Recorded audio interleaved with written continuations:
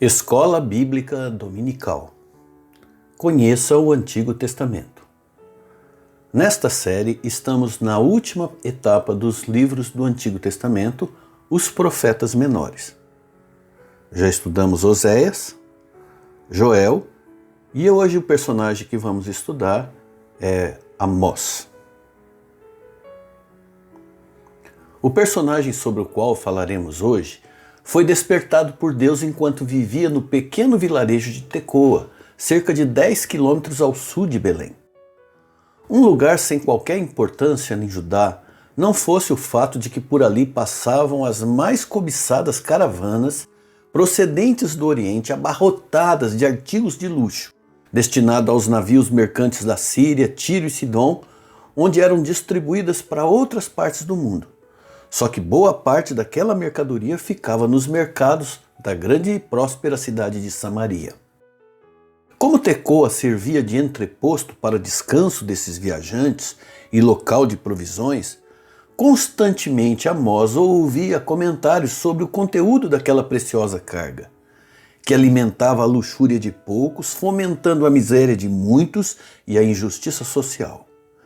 E isso angustiava muito o seu coração. Amós ouvia falar das sedas finíssimas, dos tecidos e rendas, dos tapetes persas, das porcelanas pintadas à mão, dos vidros coloridos, que era uma novidade na época, das esculturas de marfim, de jade, pedras preciosas, móveis com detalhes com madrepérola, perfumes caríssimos, especiarias nunca vistas antes. Ele ouvia detalhes a respeito da próspera cidade de Samaria, com suas mansões e palácios, com seus monumentos e templos luxuosos construídos com o pretexto de adorar a Deus, mas que na verdade serviam à idolatria. Amós ouvia também a respeito da imoralidade que andava lado a lado com a falsidade religiosa. Ouvia falar a respeito dos juízes que aceitavam suborno, condenando inocentes, distorcendo as leis para favorecer o interesse de alguns. Mas Amós ouvia também falar dos milhares de sem-teto que perambulavam pelas ruas de Samaria, famintos e desamparados, das crianças desamparadas, abandonadas, dos prostíbulos que se proliferavam por toda parte, da violência urbana e da falta de amor entre os filhos de Israel. E como aquele jovem pastor amava ao Senhor, o Deus de justiça, o Deus que ampara o pobre e o necessitado, ele já não conseguia mais se conter. E mesmo ali em Tecoa começou a exortar o povo para que deixassem de invejar o estilo de vida pecaminoso dos samaritanos, porque o juízo de Deus logo viria. Naquele tempo, Jeroboão II governava no Reino do Norte, cuja capital era Samaria. Em seu reinado, Israel alcançou o auge da prosperidade econômica. Mas a falência na espiritualidade do povo era devastadora. Enquanto isso, no Reino do Sul, que é Judá, reinava Uzias. Amós não era de família nobre, não pertencia à linhagem sacerdotal e nem foi treinado para ser profeta. Era apenas um pastor de ovelhas que cuidava e cultivava sicômoros. Sicômoros são os figos silvestres, para completar a sua renda. No entanto, mostrou-se um homem temente a Deus e atento aos problemas sociais do seu tempo. Uma visão panorâmica do livro. Amós significa carregador de fardos, e o seu nome serviu bem como ilustração da sua mensagem, mostrando o quanto era pesado aquele povo para Deus e como ele estava cansado dos pecados do povo. 2 anos depois dele ter começado a exortar os moradores de Tecoa e da região para que deixassem de invejar aqueles cuja soberba seria disciplinada em breve, e para que eles confiassem nos cuidados do Senhor, aconteceu um terremoto devastador em Judá. Os casebres miseráveis, feitos de taipa, feitos de barro, eles sentiram muito pouco, mas as mansões, os monumentos, lá o prejuízo foi grande. Então Amós entendeu que aquilo era um sinal de Deus para que ele deixasse definitivamente o campo e seguisse rumo a Samaria, a fim de compartilhar as revelações que ele vinha recebendo da parte do Senhor. algumas informações básicas do livro.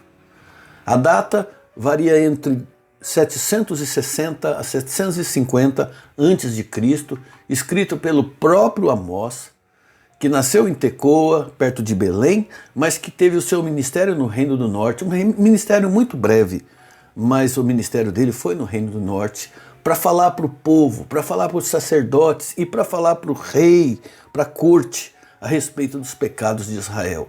O versículo-chave diz assim: ainda que me ofereçais holocaustos junto com as vossas ofertas de cereais, eu não vou me agradar deles.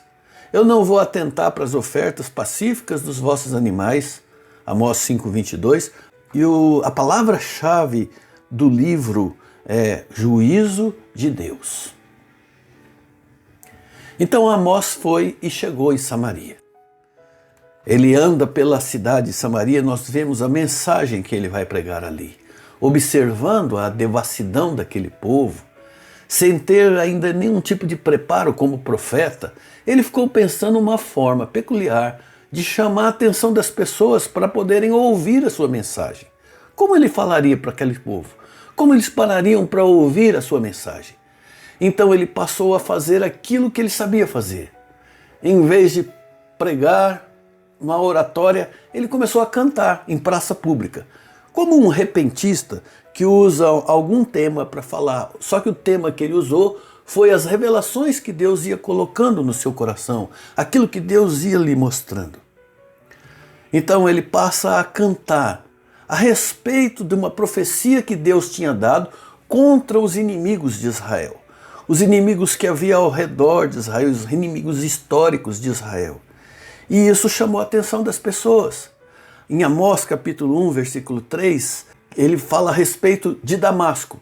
Damasco é na Síria, que fica ao norte de Israel, inimigo político de Israel, inimigo econômico de Israel, competidor por causa das caravanas e também por causa da inimizade que tinha com os sírios. Então, quando ele começa a cantar a sua profecia contra Damasco, as pessoas acharam bom. Olha que legal, o que ele está falando? Ele deve ter cantado alguma coisa mais ou menos assim: o Senhor me disse assim, que Damasco vai pagar, e da forma que matou, o Senhor lhe matará. Tum, tum, tum, tum, tum, tum. Se tivesse um violão, eu não sei, eu estou inventando aqui, mas o texto bíblico diz que a canção, que a profecia dele foi na forma de canção mesmo. Enquanto ele estava ali cantando, as pessoas foram chegando e ouvindo e gostando do que estavam ouvindo. E ele então continua falando aquilo que Deus tem colocado em seu coração, e no versículo 6 ele faz uma profecia contra os filisteus, inimigos antigos, históricos de Israel. O Senhor me disse assim, que a terra dos filisteus vai sofrer e vai chorar por maltratar os filhos meus. Tum, tum, tum, tum, tum, tum. E aí então o povo começou a chegar e bater palma e dizer isso mesmo, ele tem que acabar com esse povo, os nossos inimigos. Eles estavam gostando e as pessoas foram ouvindo as profecias de Amós. E Amós começa então agora a fazer uma profecia contra Esaú, contra Edom, os edomitas, que eram primos, parentes deles, mas que tinham uma rivalidade porque as caravanas passavam pelo território de Edom para chegar em Samaria e os edomitas pediam pedágio. Isso fazia encarecer ainda mais as mercadorias que chegavam lá, então eles tinham ódio dos edomitas. E aí quando Amós canta, o Senhor me disse assim, que os filhos de Esaú, apesar de ser parente, vão perder todos os dentes, tan, tan, tan, e todo mundo batendo palma, achando bom. E conforme ele foi cantando, a praça foi se enchendo e as pessoas foram chegando e foram ouvindo, e ele faz profecias contra Tiro e Sidom. Tiro e Sidom eram cidades que tinham ao norte, que tinham rivalidade na área de economia, cidades prósperas, cidades mercantes, e eles bastavam bom que Deus pudesse realmente castigá-los e puni-los. E profecias contra Amon, e os amonitas foram aqueles que impediram a entrada de Israel quando eles foram entrar na terra prometida. Eles acharam bom a profecia contra eles, e Amós faz uma profecia contra Moabe, que era também, eles tinham causado uma guerra com Israel quando eles estavam no tempo da peregrinação, eles também queriam que Deus destruísse Moabe. E todos eles estavam vendo que o profeta não era dali daquela região, ele era de Judá. Israel é o reino do norte, Judá é o reino do sul. E ali era um forasteiro que estava falando. E de repente ele começa a fazer uma profecia contra Judá, contra seu próprio povo. E ficaram admirados, porque em Judá, onde era o centro religioso, onde havia o templo do Senhor, onde havia os sacerdotes, o povo havia se afastado da lei de Deus, se afastado, deturpado a palavra de Deus, havia comprometido a sua santidade. Então Deus tinha prometido que mandaria inimigos vindo do norte e levariam eles embora, eles perderiam a sua herança, como aconteceu de fato com a invasão da Babilônia. Até esse ponto, todos ouviram com muita atenção, admiração e espanto, por ver a intrepidez daquele jovem profeta de Judá, anunciando o juízo de Deus contra todos os inimigos de Israel e mesmo contra o seu próprio povo. Mas assim que ele começou a profetizar contra Israel e contra os moradores de Samaria, o riso se transformou em raiva. Amós passou a ser odiado, insultado e perseguido. É muito triste ver aqueles que amam as mensagens que expõem as falhas dos outros, mas rejeitam a palavra que confronta os seus próprios pecados. É o que estava acontecendo ali. Fôssemos fazer Amós numa única sentença, bastaria dizer que Amós é aquele que profetiza, prega e tem visões a respeito de quão longe o povo de Israel estava de Deus e como Deus iria corrigi-los por causa disso. Entre os opositores de Amós, desta palavra, estava um profeta, um falso profeta, um sacerdote que havia ali, que era Amazias. E se a gente observa dentro do texto a comparação, o contraste que existe entre os dois, olha, o Amós não era sacerdote, mas foi chamado por Deus. O Amazias era o sumo sacerdote de Betel, mas não foi chamado por Deus. O Amós fazia apenas aquilo que agradava a Deus, sem se importar em agradar aos homens. Enquanto que Amazias fazia aquilo que agradava aos homens, que agradava ao rei. Mas onde é que estava Deus nessa história? Porque ele mandou Amós calar a boca. O que você está falando não agrada o rei. O que você está falando não agrada o povo. Vai profetizar na tua casa. Nós não queremos saber de profeta aqui. Vai ganhar o seu pão na sua casa.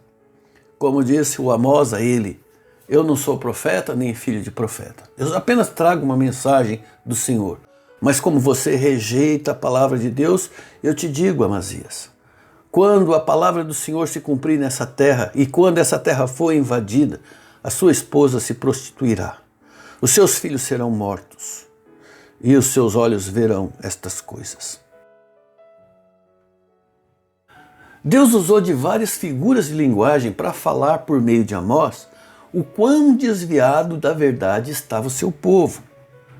Uma dessas figuras de linguagem muito conhecidas no livro é a figura do prumo. O Senhor me mostrou, disse Amós, numa visão isto também. Ele estava perto de um muro que foi construído direito, a prumo, e tinha na mão um prumo. E me perguntou, Amós, o que é que você está vendo? Um prumo, eu respondi. Então ele me disse, eu vou mostrar que este meu povo não anda direito. É como um muro construído torto, fora de prumo. Por isso eu não vou mais passar no meio dele. Era um jeito de mostrar o quanto esse povo estava fora do prumo, fora do rumo, fora da retidão, fora da compreensão da palavra. E quanto Israel havia já se afastado dos ideais que Deus tinha feito para aquele povo, afastado do Senhor. Deus também usou os poemas de Amós para condenar a hipocrisia religiosa de Israel, dizendo que não suportava mais as cantorias, o barulho das canções, nem os cultos que eram oferecidos pela adoração do povo, porque o povo não se mostrava condizente com o testemunho deles de vida fora do culto. Fora do culto eles eram outra coisa. Entre eles tinha injustiça, era praticada a injustiça, era tolerada a injustiça, e então Deus condenou isso. Deus condenou a corrupção do poder judiciário, Deus condenou Israel pela injustiça social, condenou porque eles toleravam a cobiça insaciável dos ricos, que desejava até a terrinha que estava na testa do trabalhador. E Deus os condenou também por se afastarem da espiritualidade e mergulharem as suas vidas na imoralidade. Naqueles dias havia fartura, fartura até com esbanjamento para alguns e miséria para outros. Mas da palavra de Deus, nem os ricos e nem os pobres não queriam mais saber, não queriam mais se alimentar. Então Deus falou também numa figura enigmática através do profeta: está chegando o dia em que eu mandarei fome para o país inteiro. Todos vão ficar com fome, mas não fome por falta de comida. Todos vão ficar com sede, mas não por falta de água. Todos terão fome e sede de ouvir a mensagem do Senhor. Esses dias profetizados já chegaram. Basta olharmos ao nosso redor e a gente vai ver quanta sede e quanta fome espiritual existe neste mundo.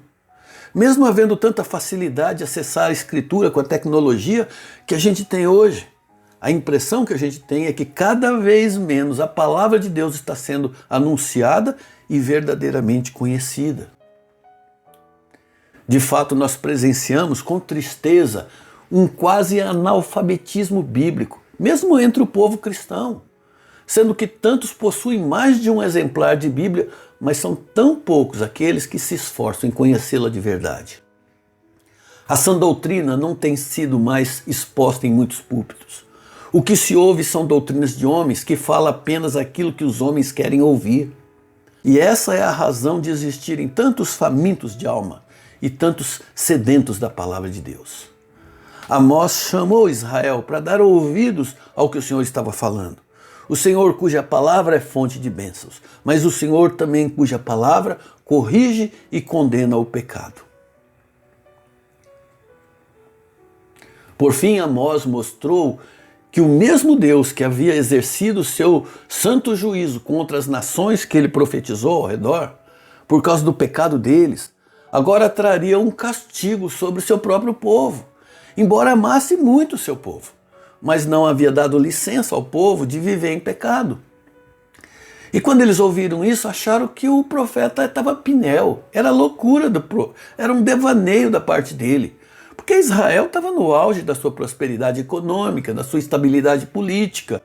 A administração do rei Jeroboão era maravilhosa. Como é que isso ia acontecer? Mas ainda assim, disse Amós, o juízo inescapável de Deus viria. E viria pelas mãos dos assírios, que invadiriam Israel e os levariam cativo para outros lugares. Apesar dos protestos, Amós manteve firme no seu alerta e completou as suas palavras dizendo que o juízo de Deus pode até parecer demorado, mas certamente ele virá. E quando ele vier, não haverá como escapar. Ele diz no capítulo 2, os que correrem depressa naquele dia em que vier a invasão, os que correrem depressa não poderão escapar. Os fortes perderão a sua força, os corajosos não salvarão a sua vida, os homens armados de arco e flecha não vencerão, não escaparão com vida aqueles que fugirem a pé e nem aqueles que fugirem montados a cavalo. Naquele dia até os soldados mais valentes jogarão fora suas armas e fugirão. Eu, o Senhor, estou falando. E para concluirmos, Amós, embora não fosse pobre, não estivesse fazendo defesa em causa própria, ele denunciou a injustiça praticada contra os pobres. Ele não era um cidadão do Reino do Norte, ele podia ter ficado quietinho no canto dele, mas ele teve coragem de denunciar a injustiça cometida por aquela nação. Ele não foi constituído profeta oficialmente, mas ele anunciou tudo aquilo que Deus colocou no coração dele. E quanto a nós? Como nós respondemos às injustiças que nós enxergamos ao nosso redor e longe de nós também? O que nós fazemos com o conhecimento que nós temos da palavra de Deus? Que estas palavras e essas profecias possam inspirar na sua vida um desejo de andar na retidão do Senhor, lembrando que o nosso Deus de justiça, o nosso Deus é bondoso, o nosso Deus perdoador, o nosso Deus é aquele que promete que se o povo se arrepender e se humilhar e clamar, ele livra, ele perdoa, ele sara, mas ele também diz que não haverá complacência para o pecado. Pode parecer que demora, mas o juízo do Senhor virá. Ele termina dizendo também de profecias escatológicas a respeito da restauração do reino de Israel, mas não do reino local ali. As profecias dele são futuras, da formação de um novo povo que seria chamado, e ele está falando a respeito da igreja, e ele está falando de coisas que viriam ainda no mundo vindouro, da Nova Jerusalém, do novo povo que seria estabelecido no futuro, mas para aquele povo não. Aquele povo, a punição deles seria perder a herança, seria perder a sua terra, seria perder a sua liberdade, porque eles desprezaram tudo isso que Deus havia lhes dado. Que isso sirva de lição e de motivação para desfrutarmos ao máximo a liberdade que Cristo conquistou para nós, a herança bendita que o Senhor nos deu, a nova vida, a presença do Espírito Santo em nossos corações, e o Senhor te fortaleça e te ajude a conhecer cada dia mais e andar nos caminhos do Senhor. Até a próxima.